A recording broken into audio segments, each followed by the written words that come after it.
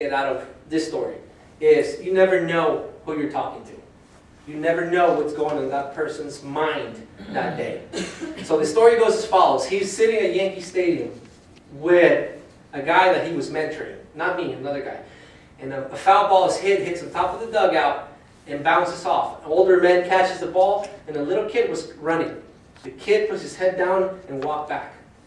And there's 40,000 people at the stadium, it's Yankee Stadium. So they're both looking at this, watching this happen, and it's like, oh, everybody claps, pretty cool.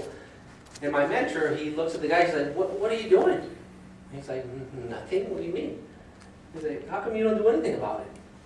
So my mentor gets up and goes and talks to the guy for literally 10 seconds, and then comes back and sits down. And he just told him, lesson number one, never waste an opportunity to change someone's life.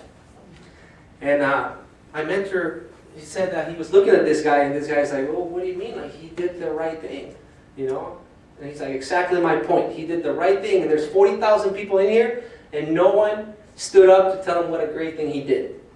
And this is kind of a harsh way of looking at it, but he said, what if that guy is about to commit suicide tonight? You don't know. Nobody knows. Nobody knows what's going on inside each other's heads. He's like, but that comment, maybe me just going and say, hey, what a great thing you did today. Maybe that comment alone just changed his life. And he decides to not commit suicide. And yet there's 40,000 people in here. 40,000, and not one person said anything. So again, just different ways of looking at how we approach our daily life. What's your purpose? What's your purpose every day? How do you get up? What motivates you to go to work? Little things like that. Assuming control without